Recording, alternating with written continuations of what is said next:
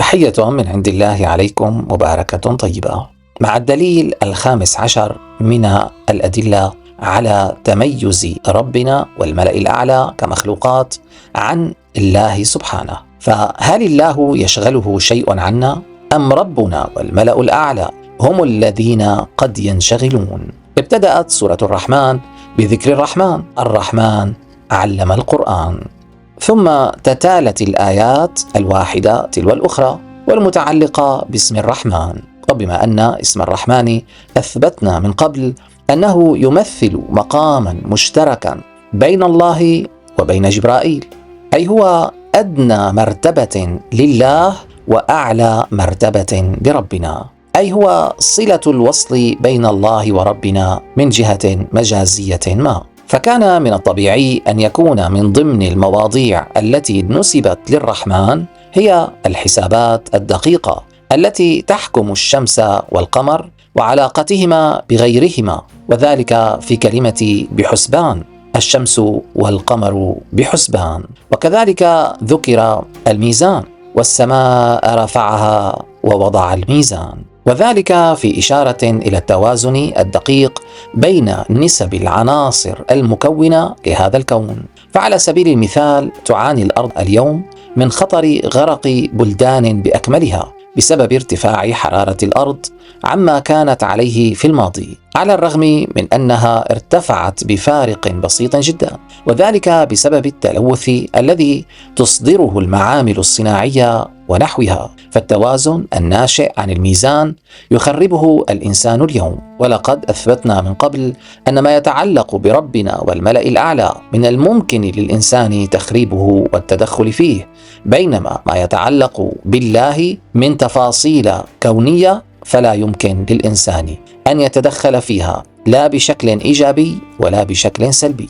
وهكذا تستمر الآيات إلى أن تصل إلى الآية التي تقول: فبأي آلاء ربكما تكذبان؟ فحرف الفاء رتب ما بعده على ما قبله، أي أن هذه الآية هي نتيجة للمقدمات التي كانت في الآيات التي قبلها. فالآلاء اختلف أهل اللغة في معناها، وأنا أراها جمع إل، وهو الذي من معانيه السبب، فتكون بمعنى أسباب، أي الأسباب التي تربطكما أنتم صنف الإنسان وصنف الجان. ورتب حرف الفاء هذه النتيجة على ما قبله من آيات تمت نسبتها إلى الرحمن. فهذه الآية رجحت أن المقصود بمقام الرحمن في هذه السورة هو ربنا جبرائيل. كذلك الآية التي قالت: خلق الإنسان من صلصال كالفخار، لأن الله يخلق من تراب وليس من صلصال. فالآية هنا تتكلم عن ربنا في مقام الرحمن. وجاءت الكلمة ربكما لتعود على الإنسان والجان بما أنهما مثنى: وخلق الجان من مارج من نار. إذن خلق الإنسان وخلق الجان. فالسورة كلها تتحدث عن الأسباب التي تربطنا بربنا والتي سميت بالآلاء. فسورة الرحمن سورة ربوبية بامتياز، كما أن آية فبأي آلاء ربكما تكذبان تكررت كثيرا جدا في هذه السورة وعلى نحو عجيب، وكأنها تصور غضب المصحف على من يكذب بوجود جبرائيل ويريد الاكتفاء بمعرفة الله الذي حتى المشركون يؤمنون به كما مر معنا. أما التفاصيل الدقيقة عن جبرائيل كرب لنا وعن حساسية علاقتنا به والتي يجب أن تكون من غير إفراط ولا تفريط، فهذه قلة من الناس يؤمنون بها. أما البقية فهم بها مكذبون، لأن الجماعة من المشركين الذين كانوا يؤمنون بجبرائيل كانوا يكتفون بالدعاء ولا يأخذون بالأسباب، وهذا جريمة. وكذلك أكثر المسلمين اليوم يأخذون بالأسباب ولكن لا يؤمنون بجبرائيل ربا لهم، وهذا هضم لحقه علينا وكفر بنعمة رعايته لنا، ووقاحة مع الله في تجاوز جبرائيل كوسيلة بيننا وبين الله. فبدلا عن ذلك ينادون الله مباشرة بقول يا الله ارزقنا أو نحو ذلك، الأمر الذي لم تتجرأ على فعله أي شخصية مؤمنة في القرآن.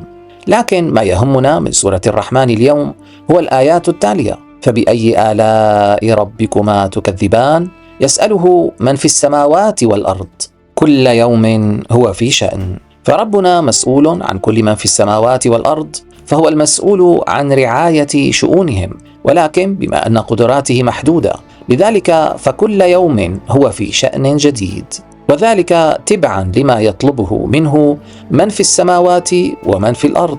لذلك أثبتنا من قبل أنه نظرا لمحدودية إمكانيات جبرائيل، فلو أنك كنت في خطر الموت وتحتاج إلى مساعدة سريعة جدا، فمن الجميل أن تدعو جبرائيل لينقذك، ولكن الاستجابة السريعة فعلا ستكون من الله، وذلك بأن تكتفي بقول الحمد لله أو الحمد لله رب العالمين، لأن الله هو القادر دائما على كل شيء، فلو رأى في نجاتك خيرا لك فسينجيك عندما تكتفي بنسبة الحمد له.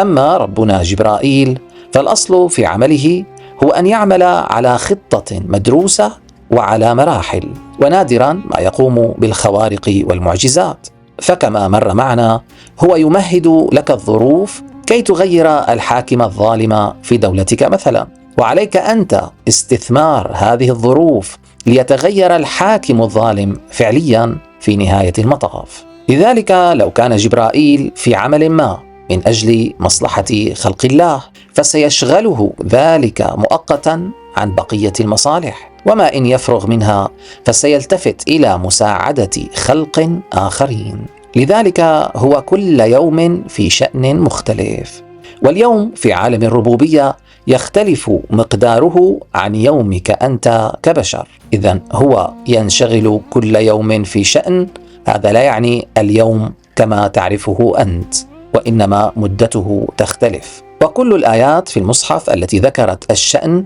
إنما تؤكد أن لو كان أحد ما في شأن ما فهذا الشأن يشغله عن غيره، وذلك من مثل الآية: وإذا كانوا معه على أمر جامع لم يذهبوا حتى يستأذنوه، فإذا استأذنوك لبعض شأنهم فأذن لمن شئت منهم. فعبرت الآية عن الانصراف عن عمل حاضر إلى عمل آخر مختلف بالشأن، لأنهم لم يكونوا قادرين على الجمع بين الأمرين معا، أي لم يكونوا قادرين على أن يكونوا في مجلس النبي وفي الوقت ذاته يقومون برعاية شؤون أزواجهم وأولادهم على سبيل المثال، وهذا أمر طبيعي عند كل مخلوق، ولذلك عبر عنه بكلمة شأنهم.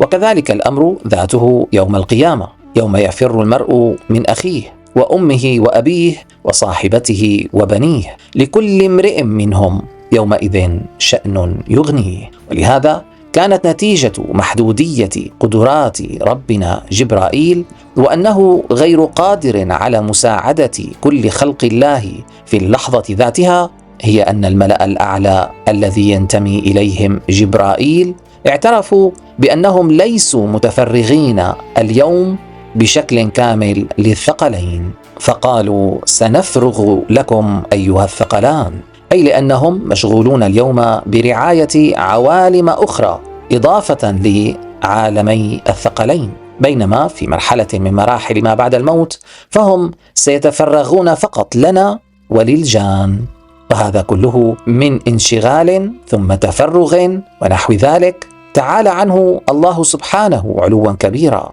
وهذا يؤكد أن ما يقال عن أن الله هو ذاته ربنا، وأن صيغة الجمع التي تمثل الملأ الأعلى هي ذاتها الله أيضا، اتضح من جديد تهافت هذا الادعاء. والحمد لله رب العالمين.